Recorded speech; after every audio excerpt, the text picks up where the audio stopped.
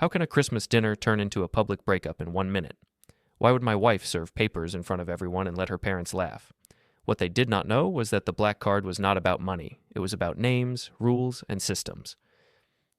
My name is Graham Carter. I am 45. I work as an operations consultant for small companies. I fix problems that most people do not even see. I do it quietly. I do not talk much at parties, and I do not like attention. That used to feel normal to me. In my home, it slowly became a reason for people to treat me like I was not important. My wife, Lena, is 41. She cares a lot about how things look from the outside. When we first met, she said she liked that I was steady. She said her life had too much noise and she wanted peace. I believed her. I thought being calm was a strength.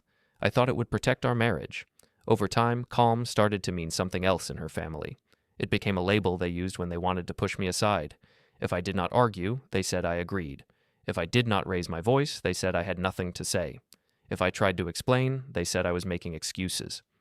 Most of this happened in small moments. At home, Lena would decide plans without asking me. If I suggested something different, she would sigh and say she already told her parents. If I reminded her that we had a budget, she would tell me not to worry because she would handle it. Then later, she would ask me why I was being difficult when the bill came. Her father, Ross Keene, liked to lead the room. He spoke like everything was a competition. When I was in the room, he would talk about money, status, and power, like that was the only language that mattered. When I was quiet, he would smile in a way that made other people laugh too. It was not loud laughter. It was the kind of laughter that told me they were on the same side. Her mother, Janice, followed his energy. She did not start things, but she enjoyed them. If Ross made a comment, she would repeat it later like it was a funny story. Lena's brother, Kyle, was the worst in a different way. He looked for small chances to add something sharp, then stepped back and pretended it was harmless. I kept telling myself it was not worth a fight. I told myself family dynamics were messy. I told myself I could be the steady one. I kept my voice even. I kept my face calm. I tried to make the days smooth, but there is a difference between being calm and being erased. I started to feel erased. That Christmas, Lena said we were going to have dinner at the Grand Oak Hotel. It was one of the nicest places in our city. People went there to be seen. Lena said her parents wanted something special. She said it was a family tradition now. I did not remember it being a tradition, but I nodded. I asked what time we should arrive. She told me she already confirmed everything. I offered to cook at home. I said we could keep it simple. Lena looked at me like I had missed the whole point. She said her parents invited guests and that I needed to be social for once. She said I should not embarrass her by acting like a man who could not fit into a nice room. That line stayed with me, not because it was loud, because it was easy for her to say it. On the day of the dinner, I dressed like I always do. Clean shirt, dark jacket, good shoes. I wrapped a small gift for Lena's parents. I chose it carefully. I wanted to be respectful. I wanted to show I was trying. Lena looked me over and adjusted my collar without asking. She said I needed to stand up straighter. She said I looked tired and that it would send the wrong message. I told her I understood. I grabbed my coat and followed her to the car. The drive was quiet. Not peaceful quiet, just empty quiet. Lena checked her phone at red lights. She did not ask how my day was. I did not ask about hers. We both acted like we were going to a normal dinner, but my stomach felt tight. When we arrived, the Grand Oak was bright and warm. The lobby smelled like polished wood and sweet spices. There were tall trees with lights, and the floor shined like a mirror. People wore nice clothes and spoke softly. Staff moved like everything was planned. Lena relaxed the moment we walked in. Her shoulders dropped. Her smile turned on like a switch. She held my arm, not with affection, but like a picture, like we were part of the decoration. We were led to a private dining room. The table was set with heavy plates and tall glasses. Candles flickered in the center. There were more seats than I expected. Ross stood up when we entered, not to greet me, but to greet Lena. He told her she looked perfect. Janice kissed her cheek and said she was glowing.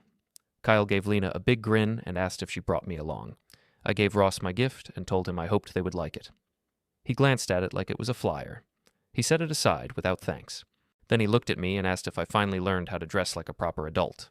Kyle laughed. Janice smiled like it was a sweet joke. I sat down and kept my hands still. I told myself it was one comment. I told myself I could handle it. The guests arrived. 2 couples I barely knew. A man with a loud voice who talked about his new car. A woman who asked Lena about her skin routine. Lena was lively. She laughed at the right times. She touched Ross's arm when he spoke, like he was the host of the world. I spoke when spoken to. I answered politely.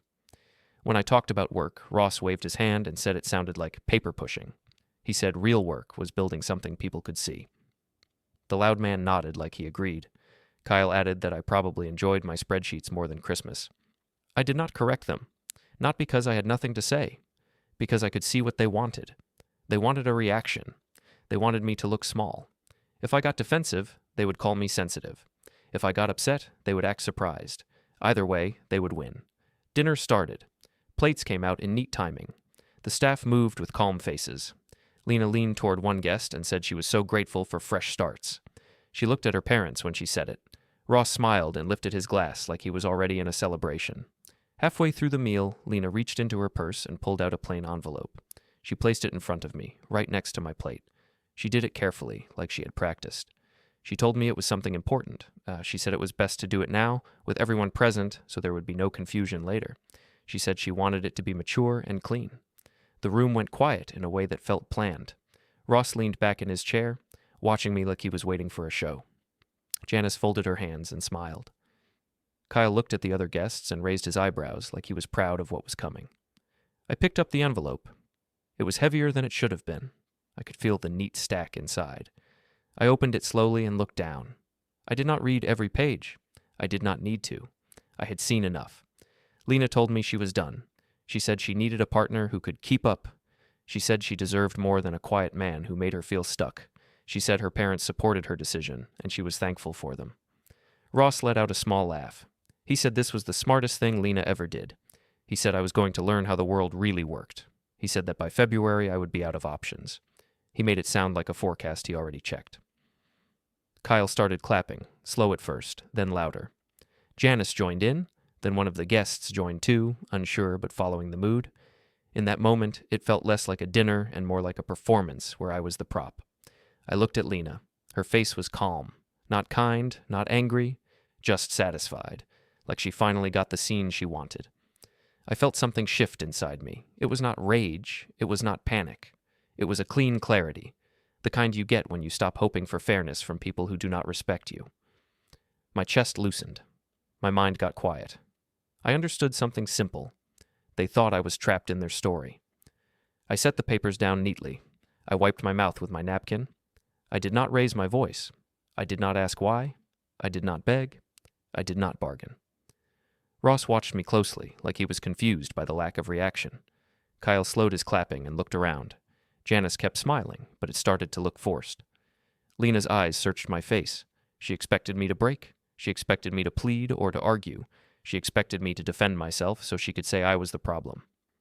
I nodded once, like I was acknowledging information in a meeting. I told Lena I understood. I told the table I did not want to disturb their evening. I kept my tone flat. Then I lifted my hand slightly and asked the waiter if he could bring the check. Marco, the waiter, stepped closer. He was young, professional, and careful. He asked if everything was all right. I told him yes, and that I would take care of the bill. Ross smiled and said I could at least pay for one last meal. He said it was the least I could do after wasting Lena's time. The guests laughed softly. Kyle leaned forward like he was enjoying himself. Lena watched me, waiting. I reached into my wallet and pulled out a black card. It was plain, with no bright logo. Most people would not recognize it. It was not something I used. It was something I carried. My late uncle put it in my hand when I was 18. He told me not to use it for fun. He told me to use it only when I needed the truth to be taken seriously. He said names matter in places that run on rules. I slid the card to Marco. Marco glanced at it the way a waiter usually does. Then his expression changed. His eyes lowered to the name. His breathing shifted, just slightly. His face stayed professional, but his posture became straighter. He looked at me again, like he was checking that he saw the right person. Then he nodded once and held the card carefully, like it was not just plastic. He leaned in and whispered 5 words, so low that only I could hear. He told me the chairman awaited me. The room did not move after Marco whispered to me. It was like everyone felt a shift, even if they did not know why. Ross stopped smiling for a second. Kyle looked at Marco's face and then back at me like he was trying to solve a puzzle. Lena kept her expression steady, but her eyes tightened in a small way. Marco asked if I would like him to bring a manager. I told him no, not yet. I told him I would step out for a moment. I stood up slowly and placed my napkin on the table. I did not touch the envelope again. I did not look at the guests. I walked out like I was going to take a normal call. In the hallway, the noise from the dining room softened behind the door. The hotel felt different out here. The lights were dimmer. The carpet muted footsteps. I could hear plates and distant music, but it was far away. Marco walked a few steps behind me, careful, like he did not want to draw attention. He told me again that the chairman was available and that he was expecting me. That word chairman pulled an old memory forward. I saw my uncle in my mind the way he looked when I was a teenager. He was not flashy. He did not speak to impress. He spoke like each sentence had a purpose. My uncle raised me more than my parents did. My parents worked long hours. They were not bad people, but they were tired people. When I was 18, my uncle sat me down and asked what I wanted from life. I said I wanted stability. I said I did not want drama. He nodded like he understood. He told me stability is not just a paycheck. He said real stability is control of your choices. He said the world is full of loud people who push others around. He said the quiet ones survive when they learn structure, timing, and rules. Then he gave me the black card in a simple sleeve. He told me it was not for showing off. He told me it was for the day someone tried to box me into a corner. I did not use it for years. I built my life the slow way. I worked hard. I learned systems. I became good at solving problems. I built a reputation in my field without trying to look important. That is why I kept the card in my wallet. It was not a trophy. It was a reminder. When I met Lena, I thought I was choosing peace. We met at a charity planning meeting through a mutual contact. She was warm and quick with people. She laughed easily. She asked questions and looked like she listened. When she learned what I did for work, she said she liked that I had a serious job without needing to brag about it. In the beginning, she treated my calm like it was comforting. She said she felt safe. She said she was tired of men who performed all the time. She said she wanted a partner who did not need to prove himself to strangers. I did not doubt her, because those words matched what I wanted to believe. Her parents were polite at first. Ross shook my hand and asked about my job. Janice offered food and asked about my family. Kyle made jokes, but they were light. Lena watched me like she was checking if I fit into her world. The first time I noticed a crack was a small dinner at their house. Ross told a story about a man he knew who lost everything in a bad business deal. He said the man was too soft and did not have the instincts to survive. Then he looked at me and asked if I had those instincts. I told him I preferred planning over guessing. Ross laughed and said planning is what people do when they cannot win on force. Everyone smiled like it was just conversation, but I could feel the test. I told myself it was his personality. I told myself I did not need his approval. I stayed polite. After we married, the tests became habits. Ross would ask how much I made in a year like it was casual. If I gave a vague answer, he would say I was hiding something because I was embarrassed. Kyle would poke fun at my quiet style and call it old-fashioned. Janice would tell Lena she deserved someone who could take her places and give her a bigger life. Lena did not stop them. At first, she would look uncomfortable, then she would change the subject. Later, she would smile along. After a while, she started using the same phrases at home. She would tell me I moved too slowly. She would tell me I should speak louder in public. She would tell me she felt like she had to carry the social weight for both of us. When I tried to talk about my work stress or our bills, she would say I was making the mood heavy. She would say she wanted a husband, not a spreadsheet. I tried to adjust. I planned date nights. I scheduled weekends away. I learned which restaurants she liked and which ones she said were boring. I bought the gifts she wanted. I kept our home clean and stable. I thought if I removed friction, things would improve. Instead, the more I smoothed things out, the more they treated me like a background object. Lena started treating decisions like they were her right. She changed our holiday plans without asking. She invited her parents to stay for long weekends and told me the morning they arrived. If I looked surprised, she would say family should not need permission. Then, when Ross made comments about how I ran my home, Lena would laugh and say he was just honest. There were moments that stayed in my mind because they were so clear. Once, we were at a friend's birthday dinner. Someone asked how Lena and I met. I began to answer, but Lena cut in and told the story like I was not there. She described me as safe and reliable. She said I was the kind of man you marry when you want to settle down. People nodded like it was a compliment. Ross, who was there that night, said that settling is fine as long as you do not settle for too little. Everyone laughed. Lena laughed too. I smiled politely and took a sip of water. Another time, we were shopping for a new couch. I suggested we measure the space and check our budget first. Lena rolled her eyes and told the salesperson not to worry because she would handle it. She said I overthink everything. Later, at home, she complained about the price and told me I should work harder if I wanted her to have nice things. At work, I was the opposite of what they assumed. My clients were not loud people. They were owners who had real risk. They trusted me because I did not panic. I would walk into a messy operation and find the pressure points. I would map timelines, supply issues, staffing patterns, and contract gaps. I would fix what was broken quietly and leave before anyone had time to praise me. I never bragged about this at family dinners. Not because I was ashamed, because I learned early that people like Ross do not respect a calm explanation.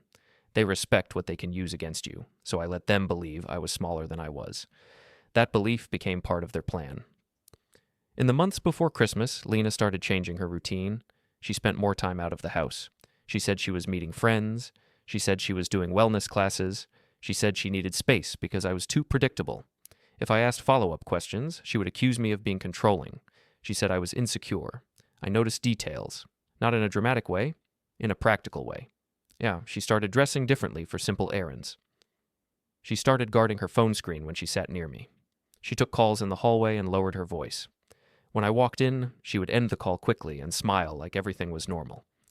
I asked her once if something was wrong. She told me nothing was wrong. She told me I was imagining problems because I was bored. She said if I had more confidence, I would not ask questions. Ross's comments became sharper during that time. He started talking about how marriage should be exciting. He said women need a man with fire. He said some men get comfortable and then act shocked when life moves on without them. He said it was just nature. Kyle followed him, always adding a little extra. He suggested Lena should not waste her best years waiting for a man to grow a spine. He said it with a grin like it was harmless. Lena smiled and looked away, which felt like agreement. I still tried to be fair in my own mind. I thought maybe Lena was unhappy and did not know how to say it kindly. I thought maybe she was under pressure from her parents. I thought if I stayed calm, she would feel safe enough to speak honestly. But then came the small threat that changed the temperature in my head. A few days after a family visit, Lena and I were in the car. She told me she wanted to talk about our future. Her tone was sweet, but her words were cold. She said she could not keep living like this. She said she wanted a different kind of life. Then she said I should not make it difficult. She said it would be smarter for me to sign quickly because she already had people ready to help her move on. I asked what she meant by people. She told me it did not matter. She told me that if I tried to fight, I would end up embarrassed. She said her parents knew how things worked and that they would make sure she was fine. She said I should think about myself and accept what was coming. I did not argue. I looked out at the road and kept my hands steady on the wheel. I told her I heard her. She seemed satisfied with that. That night, when we got home, I went into the spare room where I kept old boxes and work files. I sat down at my desk and turned on the lamp. I did not feel wild emotions. I felt clear. I understood that my marriage was no longer a private relationship. It had become a public game for her family. And I understood one more thing. The people who play public games fear private records. So I started paying attention in a new way. I began noting dates. I began saving messages. I began organizing my own life like I was stepping into a negotiation, not a debate. I did not tell Lena. I did not change my face. I simply stopped assuming good intentions. When Christmas dinner arrived, I already knew the tension was leading somewhere. I just did not know they would choose a room full of witnesses. I did not know they would clap. Now, standing in that hotel hallway, with Marco moving with careful respect, I realized they chose the stage because they thought the stage belonged to them. They believed the crowd was their weapon. But I had lived my whole adult life inside systems that do not care about applause. Systems that care about names, rules, and authority. Marco opened a door near the service area and asked me to wait in a quiet space. I nodded. I sat down in a simple chair and looked at my hands. They were steady. My breathing was even. For the first time in a long time, I did not feel like I was trying to earn permission to exist. I felt like I was finally stepping out of someone else's story. I stayed in that quiet space near the service area for a few minutes. Marco kept his distance, but I could tell he was watching the hallway. Not like a friend, more like someone protecting a process. I did not ask questions. I just sat and let my thoughts settle. I felt a strange calm. It was not relief. It was not sadness yet. It was more like a door closed in my mind. The dinner table, the clapping, the smiles, the envelope, all of it became data. It was no longer a personal storm. It was a situation with inputs and outputs. After a short time, Marco returned and told me the chairman was ready to speak with me if I wanted. He said the chairman had been informed that I was on the property. He also said it was fine if I wanted to wait until another day. His tone made it clear that either option was acceptable and both were respected. I told him I would not take a meeting tonight. I said Christmas was not the right time to bring private matters into public spaces. Marco nodded like he understood the idea, not just the words. He asked if I wanted the check handled discreetly. I told him yes. I gave him a small nod and followed him back toward the dining room. When I returned, the table energy was different. Ross was still sitting back, but his smile did not look as confident. Kyle was quieter. Janice kept her polite face, but her eyes moved from me to Marco and back again. Lena watched me closely, still waiting for a crack. I sat down and placed my hands on the table. I did not touch the envelope. I did not ask for it to be explained. I did not try to convince anyone of anything. I only said I understood that Lena wanted to end the marriage. I said I would handle my side properly and calmly. I said I did not want a scene. Ross made a comment about how calm men always pretend they are in control right before they fall apart. He said it like he was explaining human nature to the room. One of the guests gave a small laugh, but it sounded nervous. Marco returned with the card and a small receipt folder. He did not place it in the center of the table like a normal check. He placed it close to me, angled so only I could see. He spoke softly and told me everything was handled. Then he looked at Lena's parents with the same polite face but without the friendly warmth. It was the kind of politeness that has boundaries built into it. Ross noticed. He tried to joke with Marco, asking if the hotel had special rules for quiet husbands. Marco did not smile. He only said he hoped everyone enjoyed their evening and then stepped away. I stood up and said I would go home. I told Lena she could come with me if she wanted. I said it without emotion. Lena did not move. She said she would stay with her family. Ross smiled again, but it looked thin now, and Janice said she hoped I would be reasonable. Kyle made a small gesture like he was waving goodbye to someone leaving a show early. I walked out without rushing. In the lobby, the holiday lights still blinked. People still laughed near the bar. None of them knew what happened in that private room. That contrast made me feel even calmer.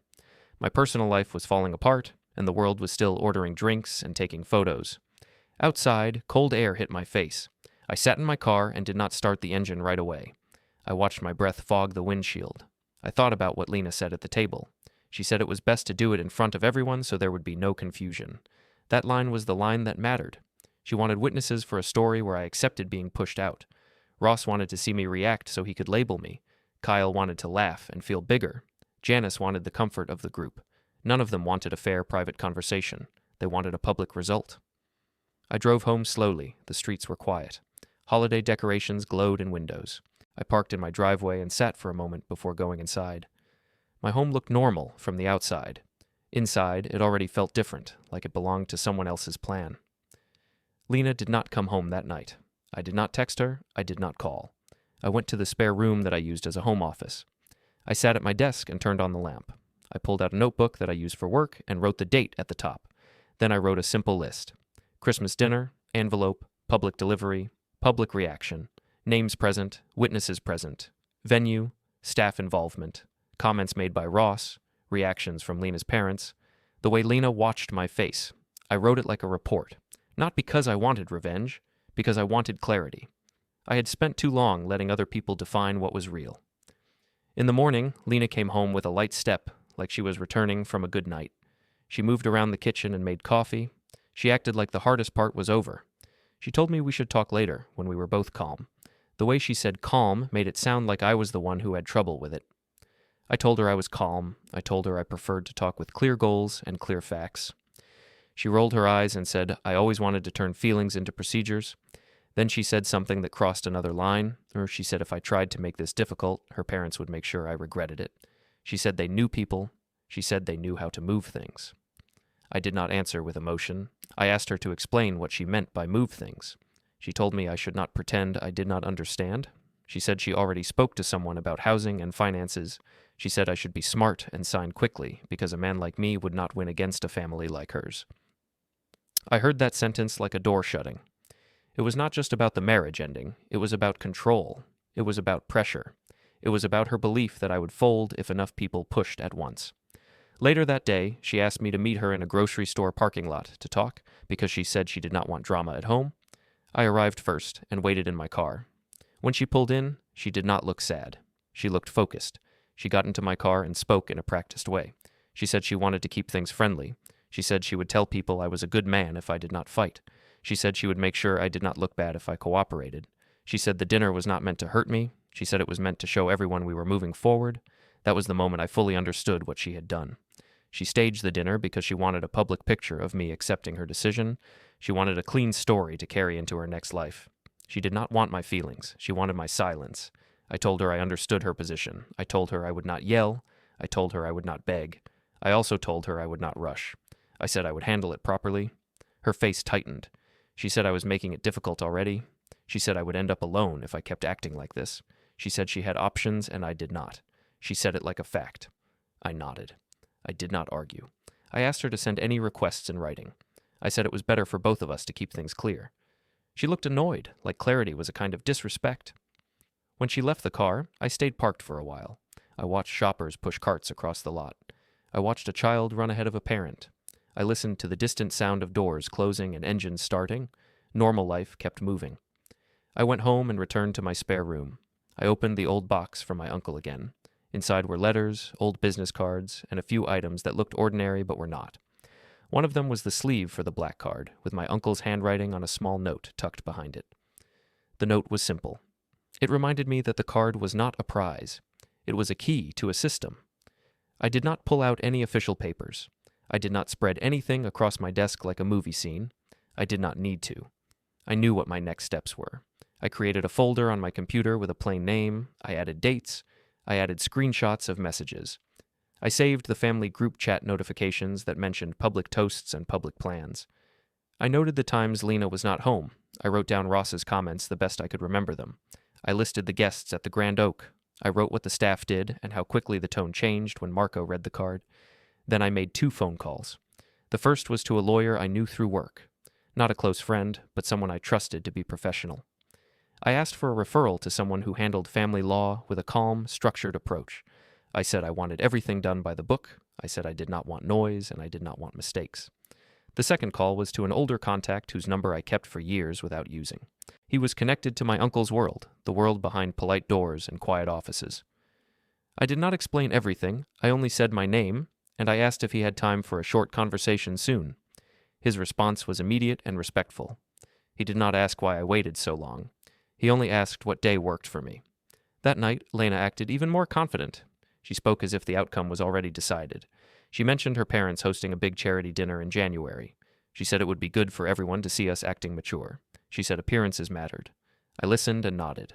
I did not correct her. I did not warn her. I did not show her the new structure forming in my mind. I simply kept collecting facts, calmly, the way I always did. And for the first time, their confidence did not scare me. It informed me. The week after Christmas, I moved like nothing changed on the surface. I went to work on time. I answered emails. I bought groceries. I kept my voice even at home. If Lena looked for fear in my face, she did not find it. That seemed to bother her more than anger would have. Inside, I was doing something different. I was separating feelings from facts. I did that in my job when a company was in trouble. I did it now because my marriage was in trouble and the people around it were trying to turn it into a public story. The lawyer referral came quickly. I met Ms. Patel 2 days after my call. Her office was not flashy. It was clean, quiet, and organized. That was the first thing I noticed. The second thing I noticed was her pace. She did not rush. She did not talk to fill space. She listened and then asked short questions. I explained what happened at the Grand Oak. I described the envelope and the public setting. I described how Lena spoke at home afterward. I described the pressure about signing fast. I kept my words simple. I did not add drama. I told Ms. Patel I wanted a lawful, clean process. I told her I did not want to argue in public or trade insults. I told her I wanted a plan that worked even if the other side tried to create noise. She said that was the right attitude. She said the goal was not to win a shouting match. She said the goal was to protect my rights and my future. She said speed was not the same as safety. She also said that public stunts often had a second purpose. They were not only about pride, they were about shaping witnesses and controlling the story. Hearing that from a professional made something settle in my chest. I was not imagining it. It was a tactic. It had a name. Ms. Patel told me to do 3 things. First, keep communication short and polite. Second, keep everything in writing when possible. Third, start building a timeline with supporting material, not opinions. I told her I already started a timeline. I did not show it to her. I just said it existed and that I was adding to it each day. She nodded like she approved. When I left her office, I did not feel excited. I felt grounded. I had taken the situation out of the kitchen and into a professional space where rules mattered. A day later, I met Mr. Chen at a private bank. The lobby was quiet and smelled like clean paper and wood polish. People spoke softly. Staff greeted me by name. I noticed the difference in how they looked at me. It was not warm like family. It was respectful like a gate opening. Mr. Chen did not act surprised that I showed up after years of silence. He said my uncle always expected that life would reach a point where I needed structure and support. He said my uncle disliked chaos. He said my uncle built systems to protect people who stayed calm under pressure. I kept the conversation focused. I did not tell Mr. Chen the emotional part. I only said my marriage was ending and that I needed clarity on what was mine, what was shared, and what needed to be protected. I told him I wanted everything done properly. He said that was fine.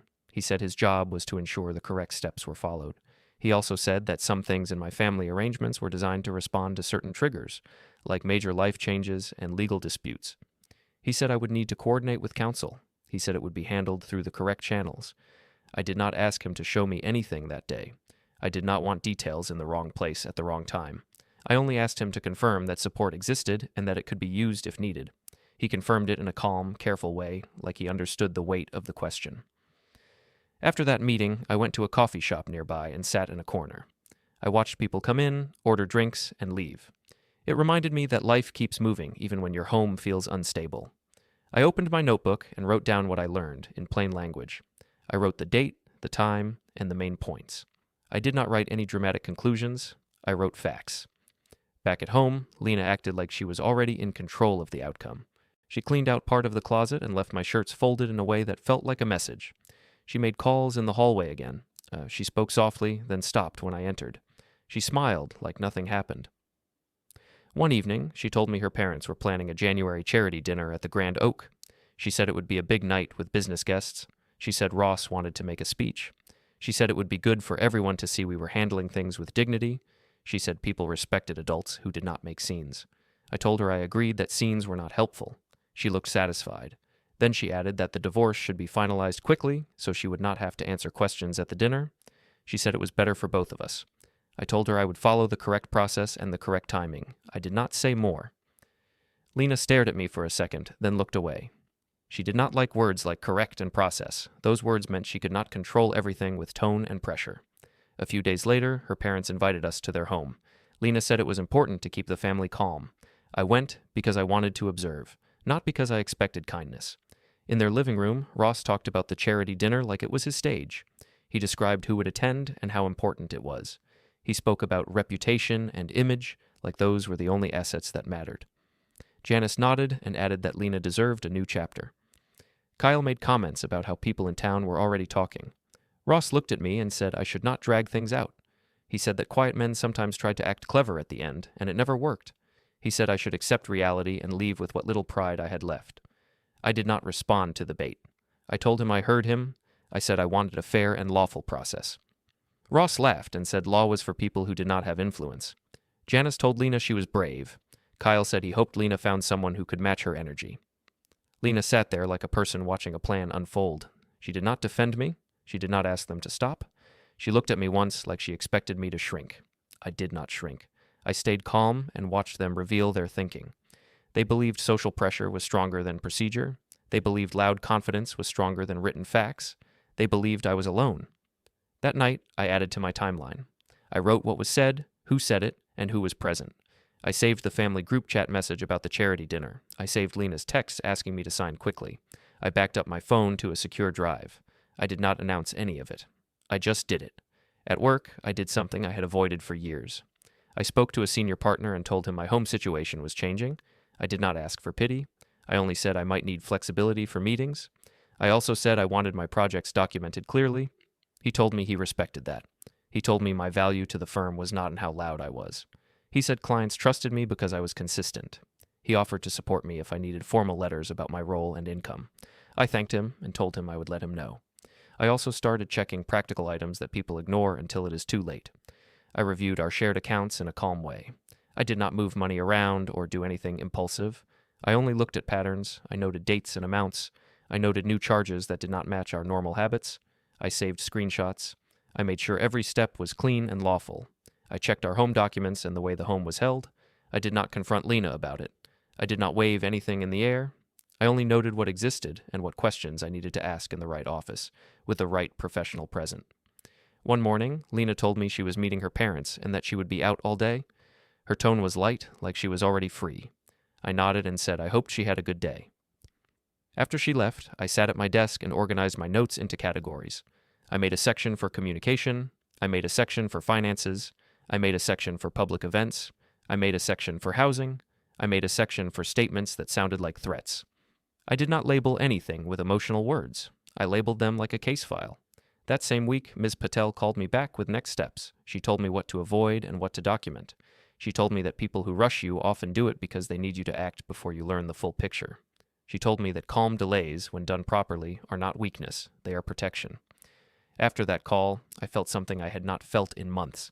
I felt like I had a spine again. Not a loud spine, a quiet one, a stable one. Lena kept pushing for speed. She kept saying we should keep it friendly. She kept saying I could make it easy if I signed. When I stayed calm, she shifted tactics. She started acting like I was cold. She told friends I was distant. She hinted that I was stubborn. She tried to make my calm look like a flaw. I did not respond publicly. I did not defend myself in group chats. I did not send long messages. I kept my words short and polite. I kept building my record. As January moved closer, the charity dinner became the center of their world. Ross talked about it like it would seal everything. Lena talked about it like it would prove she made the right choice. Kyle talked about it like it would be entertainment. I listened, and I took notes, and I kept my face neutral. They thought they were planning a celebration. I was positioning myself for a lawful conclusion. The days before the January charity dinner felt quiet on the outside and heavy on the inside. Lena acted like time was on her side. She told people we were being mature. She smiled more than usual. She started wearing her best clothes on random afternoons, like she was practicing for a new life. Ross and Janice called often. They spoke to Lena on speaker in the kitchen, so I could hear. Ross kept saying it was better to finish things quickly. He said delays made people ask questions. He said questions could harm Lena's image. Janice said she prayed we would keep it civil. Kyle sent short jokes in the family chat about fresh starts and lighter baggage. I did not answer those jokes. I did not fight in the chat. I did not post my side anywhere. I kept my work steady. I kept my meals simple. I slept in the spare room without drama. Lena did not mention that part. She let it happen like it proved her point. I focused on clean steps. Ms. Patel gave me a simple checklist. She told me what to say and what not to say. She told me to keep my words short. She told me to stop explaining myself to people who were not part of the process. She also told me to keep my daily routine normal, because normal routine makes good records. I followed that advice. When Lena tried to pull me into long talks, I stayed calm and repeated the same idea. I told her I wanted the process done correctly. I told her I would not rush just because her parents wanted a fast finish. I told her any requests should be in writing. She hated that. She wanted emotion. She wanted me to argue so she could say I was the problem. When she did not get that, she tried a different approach. She started acting polite and sweet for short moments. She would make coffee and ask if I wanted some. She would say she hoped we could stay friends. Then she would slide back into pressure. She would say we could both move on if I signed quickly. She would mention the charity dinner again. She would say it was important. I kept the same calm face. One afternoon, I received a message from the private bank. The tone was formal and polite. It asked if I could meet briefly, not at the lobby this time. In a smaller room with fewer eyes. I told them I could. I drove there after work. The roads were wet from light rain. I parked and sat for a moment before going inside. I watched people hurry through the street with shopping bags. Everyone had their own problems. That thought helped me stay steady. Inside, Mr. Chen greeted me and offered water. He spoke softly and kept things simple. He said the bank had updated records on my file. He said some parts of my uncle's arrangements were time-sensitive once a marriage ended. He said the bank would follow the correct steps, but only after legal counsel confirmed the sequence. I told him Ms. Patel was my counsel. I gave her contact details. I did not ask to see anything. I did not need the details in my hands. I needed the process lined up and clean. Mr. Chen nodded. He told me my uncle valued quiet action. He said my uncle disliked public drama. He said the structure was designed for moments like this, when someone tried to use social pressure as a tool. Hearing that did not make me happy. It made me focused. I thanked him and left. On the way home, I stopped at a storage place I had not visited in years. It was a plain building with rows of doors. I had one small unit there. I used it for old family items and work files I did not need at home. I had not touched it because my life had been stable. Now I needed to know exactly what existed and where. I unlocked the unit and turned on the light. The smell was dust and cardboard. I stood still and let my eyes adjust. I found the old box from my uncle again and checked that everything inside was intact. I did not open everything. I only confirmed what was there and what condition it was in. I brought one small item back to my car. Not a document, not a folder, just a simple personal item that reminded me what my uncle believed in. He believed calm men should not ask permission to protect themselves. That night, Lena came home late. She was in a good mood. She told me she and her parents finalized the guest list for the charity dinner. She said important people would be there. She said it would be awkward if I showed up with unfinished business. I told her the business would be handled through the proper channels. I told her I would not discuss it as dinner talk. She stared at me and asked if I planned to embarrass her. I told her I planned to do nothing illegal and nothing loud. I told her I planned to be accurate. I told her I planned to be calm. She said accuracy can still be cruel. She said I should just let her go. I did not argue. I only said she was free to go, and the process would show what was fair. After she went to bed, I sat in the spare room and reviewed my timeline again. I kept it plain and neat. Dates, times, short descriptions, messages saved, notes from the in-laws' living room, notes from the grocery store parking lot, notes from Christmas dinner. I also reviewed my work calendar. I moved 2 client calls to different days. Not to hide, just to make sure I could attend meetings without stress. I kept my boss informed in a professional way. He did not ask personal questions. He only asked if I needed support. I said I did, but only in the form of flexibility and clear records. He respected that. A few days later, Nora, my neighbor, knocked on my door. Nora is my age. We have known each other for years, not close like family, but close enough to be real. She brought a small plate of food. She said she noticed Lena's mood and the late nights. She said she did not want to pry, but she wanted me to know I was not alone. I invited her in for a few minutes. We sat at the kitchen table. I did not tell her every detail. I only said my marriage was ending and that Lena's family wanted to turn it into a public story. Nora listened and then said something simple. She said, calm does not mean weak. She said, quiet men often wait too long because they think kindness will be returned. She said sometimes kindness is taken as permission. That line hit me because it was true. I had been giving permission without meaning to. Nora also said another thing. She said I should not chase respect in a room where people only clap for control. She said I should aim for the places where rules are respected. I thanked her. After she left, I sat at the table for a while. I looked around my kitchen. It was a normal kitchen. It was not a battlefield, but it had become a stage in Lena's mind, a place where she could test me and watch my reactions. I decided the kitchen would not be her stage anymore. The final week before the charity dinner, Lena increased the pressure. She sent short messages during the day asking if I had signed yet.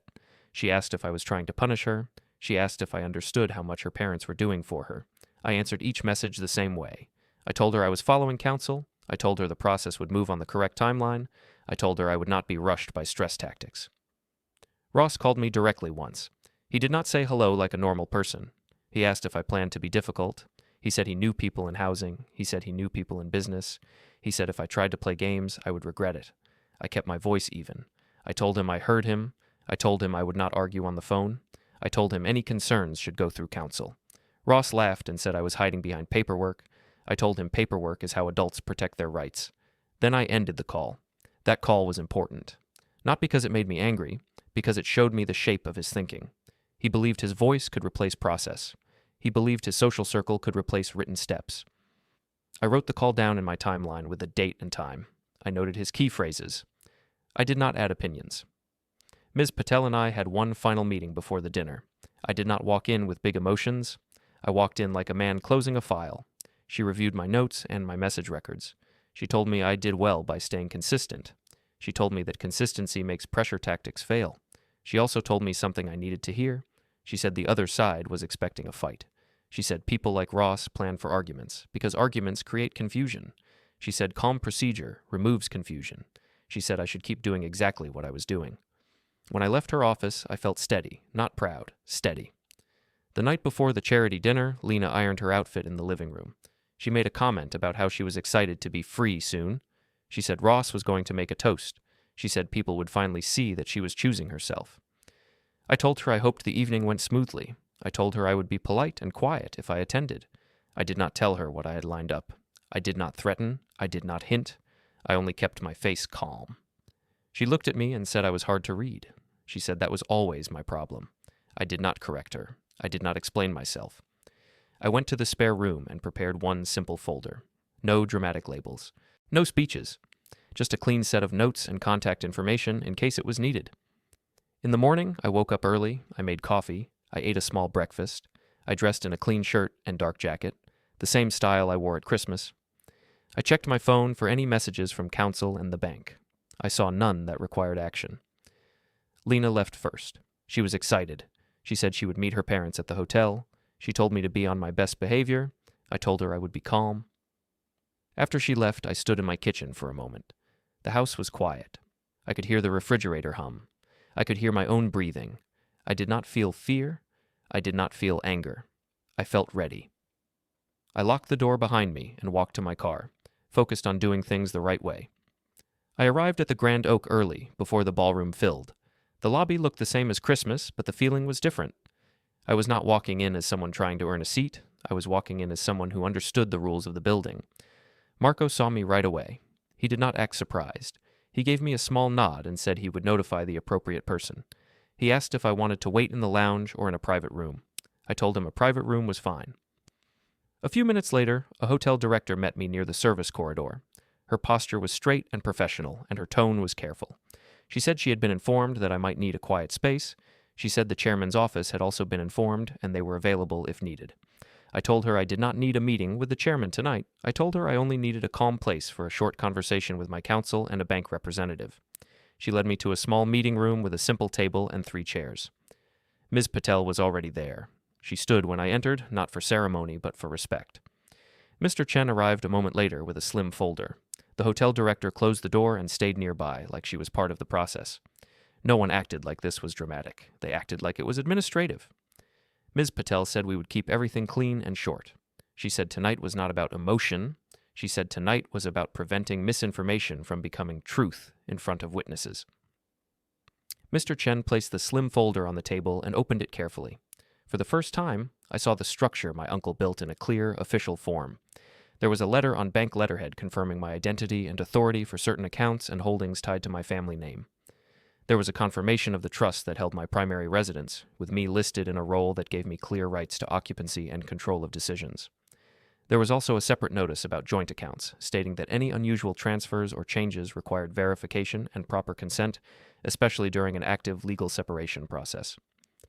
Ms. Patel placed her own documents beside Mr. Chen's folder. One was a stamped court filing showing the date and time of my response and protective requests. Another was a formal notice prepared for delivery tonight, stating that communication should go through counsel and that pressure tactics would be documented. There was also a letter addressed to the Grand Oak management referencing their event standards and code of conduct. It was written in neutral language, but it was direct about what had happened at Christmas dinner and what could not happen again in this building. I looked at the papers and felt something settle. This was not a speech. This was not a threat. This was the normal language of institutions. It was quiet, but it carried weight. Ms. Patel asked me what I wanted the outcome to be tonight. I told her I wanted 2 things. I wanted the room to stop treating my life like a game, and I wanted to prevent Ross and Lena from using the charity dinner as a public story that boxed me into a corner.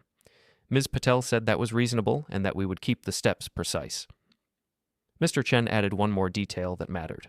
He said there was a recent attempt to set up a large transfer and a change request tied to a shared financial channel. He said the bank did not process it because the authorization did not meet the requirements. He did not say it with emotion. He said it like a clerk reading a rule. Hearing that confirmed what I already suspected. There had been a plan to move fast while I stayed confused. Ms. Patel told me we would not confront people in private first. She said a private confrontation only gave them room to twist the story. She said tonight we would correct the facts in the same public space where they tried to write the ending for me. When it was time, we walked toward the ballroom. The hall outside was busy. Staff carried trays. Guests in formal clothes took photos near a banner with Ross's name and the charity's logo. Lena stood near her parents, smiling wide, greeting people as if she was hosting. Ross looked at me and raised his eyebrows like he was surprised I showed up. Kyle watched me like he was waiting for entertainment. Janice smiled politely, but her eyes were sharp. Lena's smile stayed in place for half a second, then tightened when she noticed Ms. Patel and the hotel director beside me. I took a seat at the edge of the room, not at their table. I did not try to join their group. I waited and watched. The event began with music and polite applause. A representative from the charity spoke about the mission and thanked sponsors. Ross stood up and moved to the microphone like it belonged to him. He looked comfortable. He looked proud. He spoke about community and leadership, then shifted toward new beginnings. He mentioned Lena and praised her courage. He also referenced me, framing me as the man who understood he was finished, the man who would be out of the picture soon. He said it like a confident forecast, the same tone he used at Christmas. People laughed softly.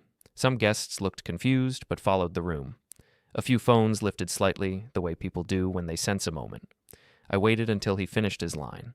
Then I stood and raised my hand calmly toward the hotel director. She nodded, walked to the microphone area, and spoke briefly with the host. The music faded. The room quieted.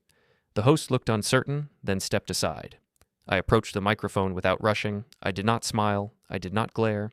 I simply stood straight and placed one hand lightly on the lectern. I said, in a calm voice, that I was not there to argue and not there to disrupt a charity event. I said I was there to correct factual statements that were made about my housing and my legal status. I said I understood that my marriage was ending and that the correct process was already underway through counsel.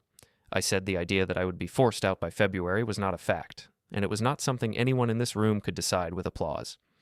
I gestured toward Ms. Patel, who stepped forward and handed me a sealed envelope and a stamped page. I did not read out private details.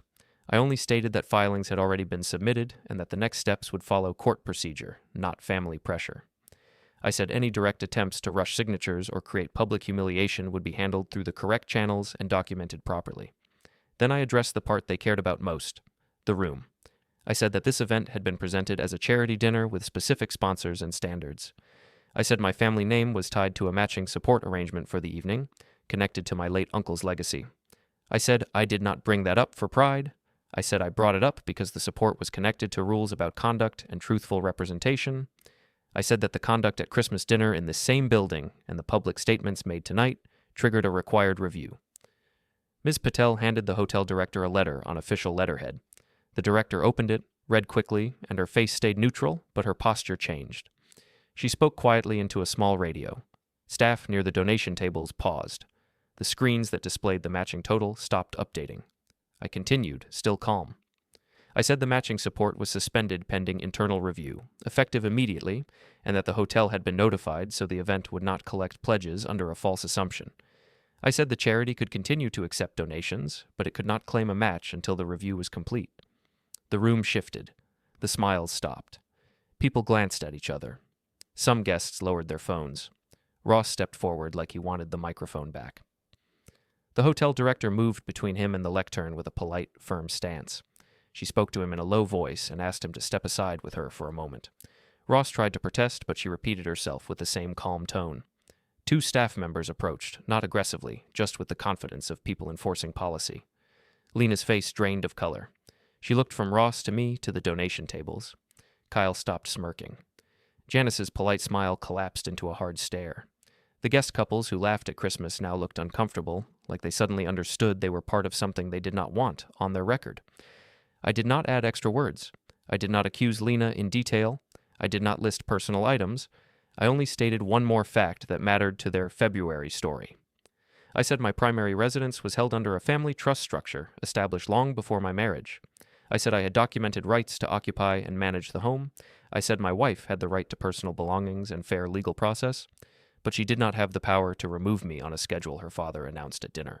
I said any move related to the home would be handled by legal procedure, not public pressure. Mr. Chen stepped forward and handed Ms. Patel one more letter. Ms. Patel did not read it aloud. She simply held it up enough for Ross and Lena to see the bank header, then placed it back in her folder.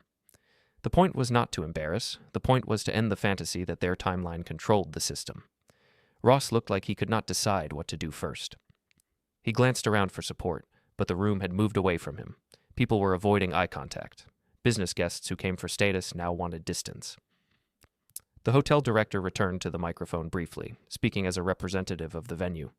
She said the event would pause while the hotel completed an internal compliance step related to sponsorship representation and guest conduct.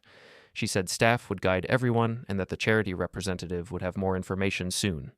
The music did not return. The room stayed quiet, full of small sounds like chairs shifting and glasses being set down. Ross was guided toward a side hallway with the director and 2 staff members. He kept turning his head as if he expected someone to rescue him with a joke. No one did. Lena stood frozen near the banner with her name beside the charity logo, holding her smile in place like it was a mask that no longer fit. I stepped back from the lectern and returned the microphone space to the host without another word. Ms. Patel touched my elbow lightly and guided me toward the exit route we planned. Mr. Chen walked beside us, calm and silent. As we reached the ballroom doors, I looked back once. The donation tables were closed, the matching display was dark, guests were standing in small clusters, whispering. Ross was no longer at the center of the room. The stage he built was empty. Then the doors closed behind me, and the hotel's hallway swallowed the noise.